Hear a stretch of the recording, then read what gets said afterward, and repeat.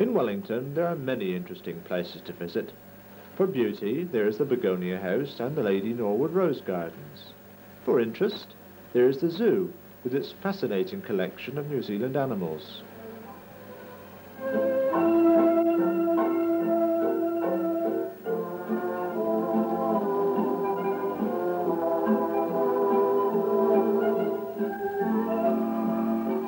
But it's my opinion that visitors to the city have far more appreciation of Wellington than we who live and work here.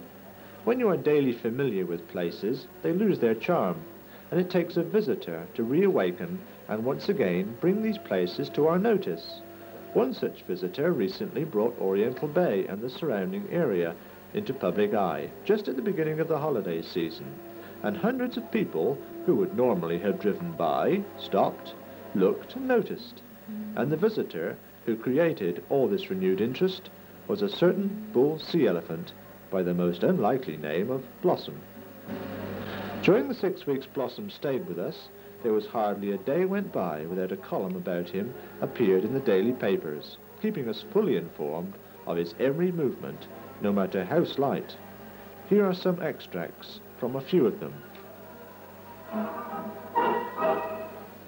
The molting process of sea elephants takes place once a year, according to the director of the Dominion Museum. What comes off is not skin,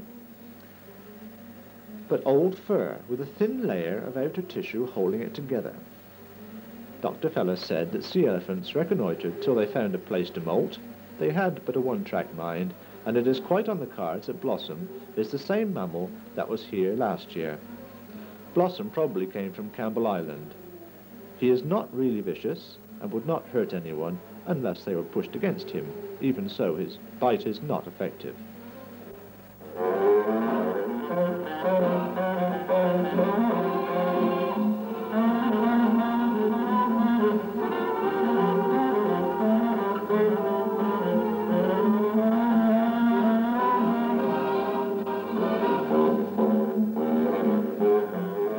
Gifts of cabbages, carrots, bread and milk have been laid at the door of the Herd Street SPCA clinic since he arrived in the harbour.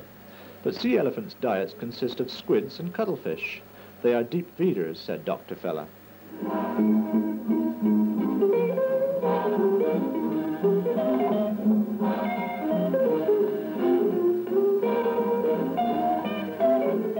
While Blossom continues to rub shoulders with civilization, 3 newly arrived sea elephants have not progressed beyond Soames Island.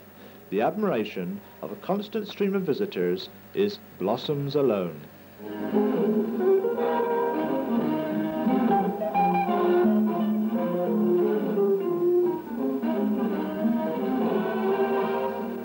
No, Blossom will not be shot. Not today, not ever.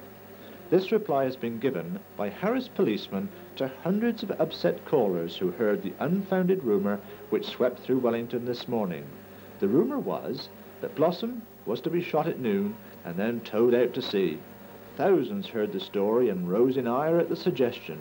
Among the numerous calls the police received was one from the harbour master himself, Captain D.M. Todd, stating that if there was any shooting to be done, the harbour board was not going to carry it out. The police informed Captain Todd that they were not going to do the deed either.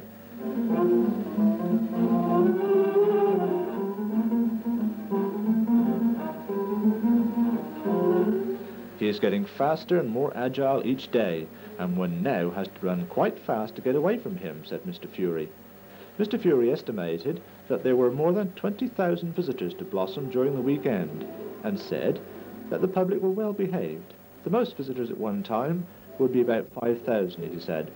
They were about 7 deep on the seawall and 5 deep at the rope barrier.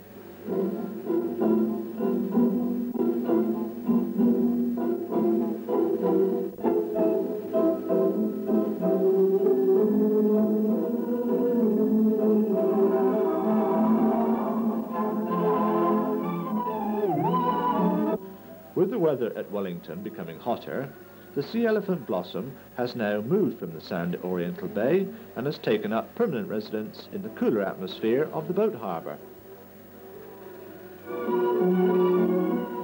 When the post went round there this morning, Blossom was basking half in and half out of the water, surrounded by about 100 admirers.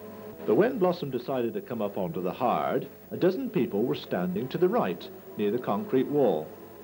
They found their path of retreat was cut off as he headed for them. With a mighty roar and a display of a huge mouth, he advanced towards the rather frightened group. Alongside them were several garbage tins. Over the tins and in the tins they clambered, and some even tried to climb up the wall. Although Blossom was quite close to several, he did not try to bite them.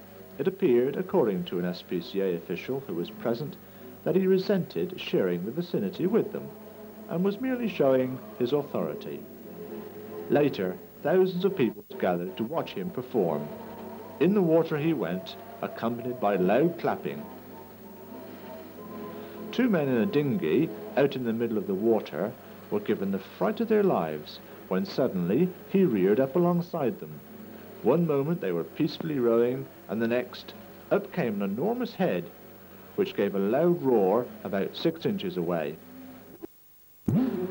Other antics in the boat harbour yesterday included the same dinghy overturned twice running, and an attempt to swamp another while the owner frantically tried to pull it out of the water, water polo sea elephant style with a boy among the moored yachts, and playful toying with pieces of planking and blocks of wood encountered in the water.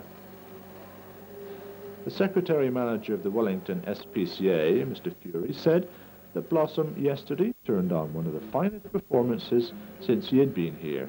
It seemed as if he knew the crowd were enjoying his antics. One regular visitor said the sea elephant would have been gone long ago had it not been for the people. Blossom simply stayed to play to the gallery. For the first time, Blossom was reported to have been seen eating yesterday. He found part of a carwai which some schoolboy fishermen had thrown away on the harbour bed. After throwing it about, Blossom was said to have eaten it. This is thought to indicate that hunger is being felt and that the sea elephant could soon be ready to leave, as was indeed the case. His last mention in the paper was by way of a radio message from a ship that reported sighting a sea elephant 300 miles out to sea, and it seemed highly possible that it was Wellington's tame sea elephant, Blossom, heading for home.